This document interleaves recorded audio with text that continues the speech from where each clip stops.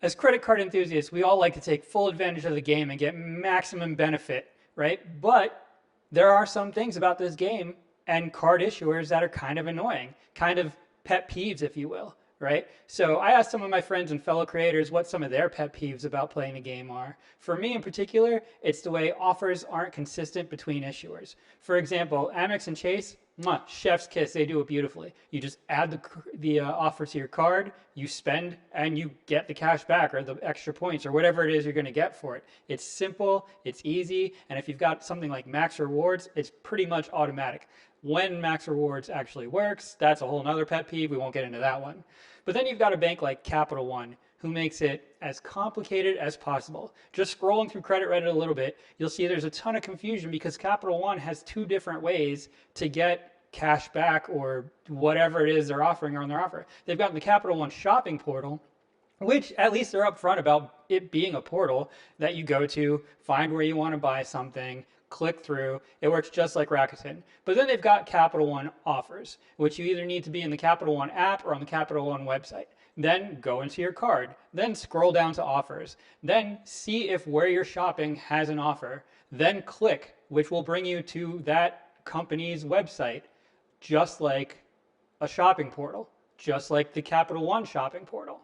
And then you get your credit that way. But then, not only that, your rewards from both Capital One Shopping Portal and offers are different. If you use Capital One Shopping Portal, whatever reward you get goes into a Capital One Shopping Portal bank, which can then only be redeemed for gift cards and only at certain places. So if you don't shop at any of those places and you don't realize it until it's too late, you might just have a whole bunch of Capital One dollars sitting there that you'll never be able to use.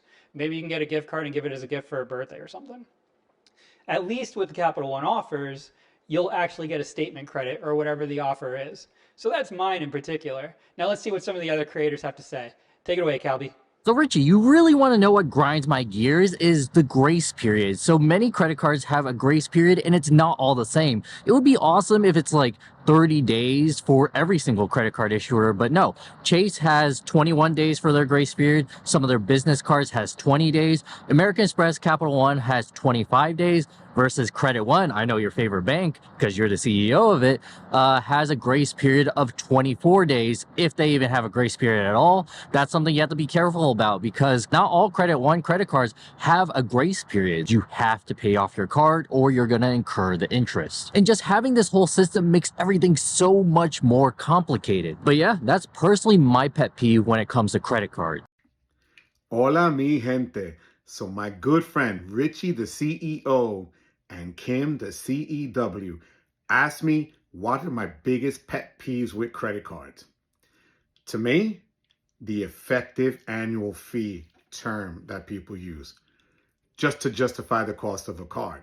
For instance, the American Express Business Platinum gives you a $10 a month credit, right?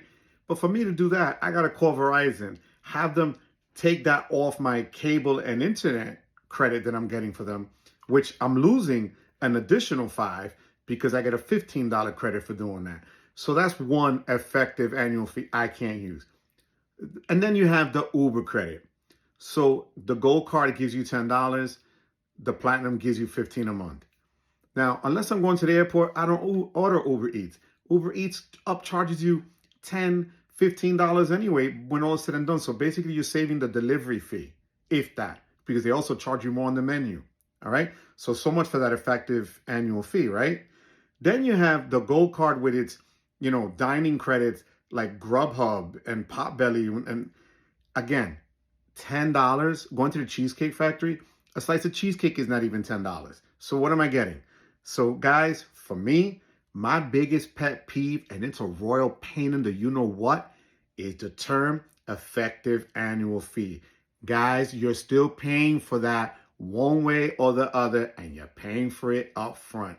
So you know what you're going to get. All right? Thanks a lot, Richie and Kim. Until next time, mi gente, take care.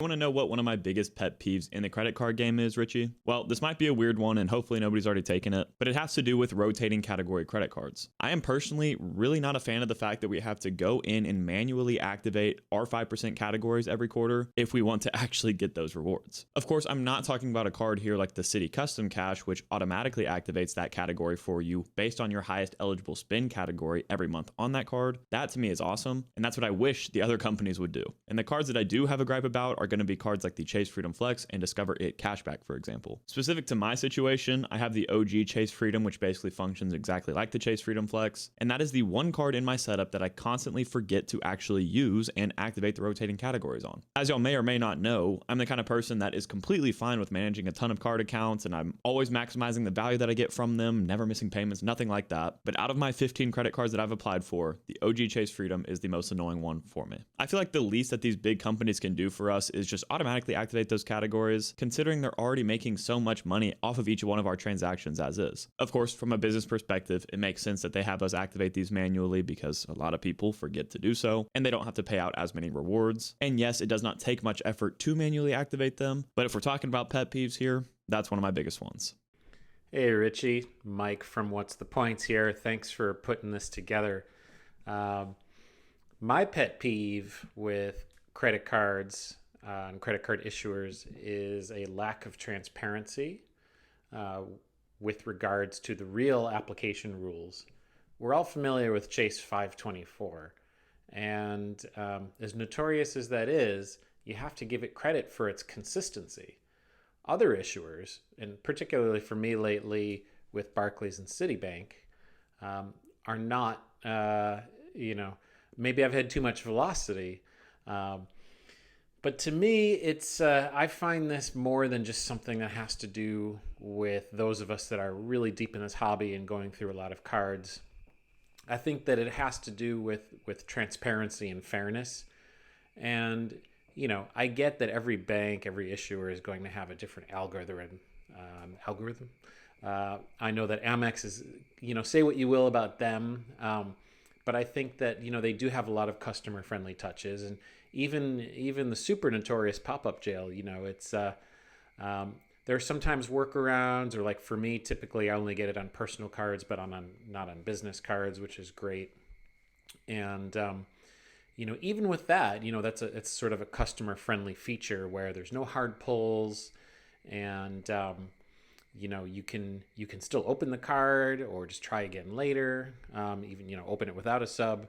So I think that companies that show that they care about their customers, whether it's having good loyalty programs in the case of airlines or hotels, or with credit card issuers having higher quality customer service, that really makes a difference in the process. And so if you're going to do the usual like Platinum versus Chase Sapphire Reserve versus Venture X, I know who's going to come out on top, or more importantly, in these three, I know who's going to come out in the bottom. So good luck, everyone. And, let's be awesome to each other. Ciao. Hey there, Richie and the gang. Peter Griffin here. And you know what really grinds... Wait, what? This isn't that thing? Oh, okay. Ooh, sorry. Yeah, Chad with Chad Monday Minutes here, and that was embarrassing. Well, one thing that really gets under my skin are that pre-approvals where credit card companies don't guarantee an approval. What's the point of you taking any of my information if you're just going to hose me around? I guess that's my thing. That's what gets under my skin. No copyrights here. It doesn't grind my gears. Jeez, this is embarrassing. All right, I'll catch you guys later.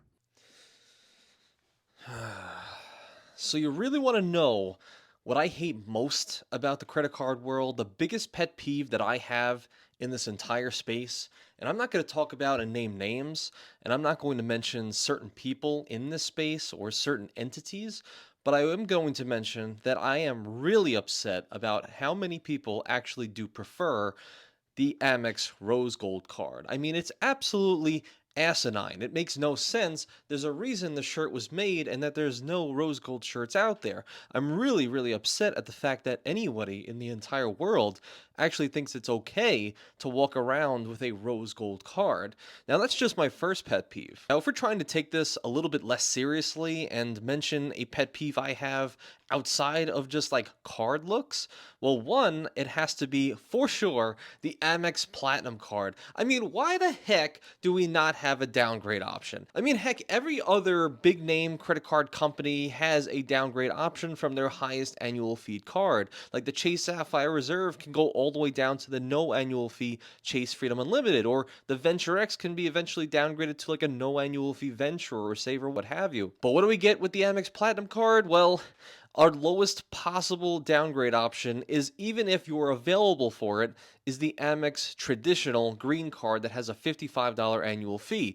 If you're not available for that type of green card, then your lowest is a $150 annual fee. And if you want to have no fees whatsoever on the Amex Charge Card credit card lineup, you just got to cancel the cards. And for somebody that doesn't fly that much, I really would love to have the Platinum card, all year round, just by being able to maybe downgrade to a no annual fee option, much like all the other banks.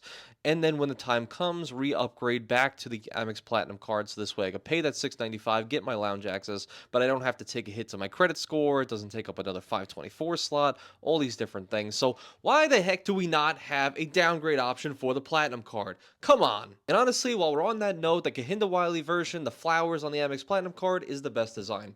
Goodbye. What is up, team? It's your boy Sledge from the Sledging Team, and I'm here today because my boy, the one and only Richie the CEO, asked me, what is my pet peeve when it comes to credit cards? And before Richie asked me that, it's actually something I've been thinking about for quite a while now. And it's the fact that no travel card is competitive when it comes to hotel multipliers. Yeah, I'm gonna say that again. No travel credit card is competitive when it comes to hotel multipliers. And that goes for your precious Venture X, your Sapphire Reserve, and my favorite credit card, the American Express Platinum card. No travel credit card is competitive when it comes to hotel multipliers. For example, the worst offender, the American Express Platinum card, only gives you 5 points per dollar when you book hotels, and it has to be through their portal. The Chase Sapphire Reserves gives you 10 points per dollar, and that might sound good, but we're going to talk about that a little bit in a minute. And the Capital One Venture X, they also give you 10 points per dollar if you book hotels, but it also has to be through their portal. And I ain't knocking portals. I'm not knocking portals. But this is something that needs to be talked about. Number one, keep in mind, all those cards have a serious annual fee. And I don't want to hear nothing about Capital One pays you $10 to have a card. Man, don't nobody pay you anything to have any card. No one pays you anything to have any card. That doesn't even make sense. It's a business. The business is in the business of making money, not to give you money. But check this out. You can become a member of any hotel brand. Get the no annual fee credit card that they offer, which a lot of them offer a no annual fee hotel card. And at minimum, you'll get 16 points per dollar when you book using their card.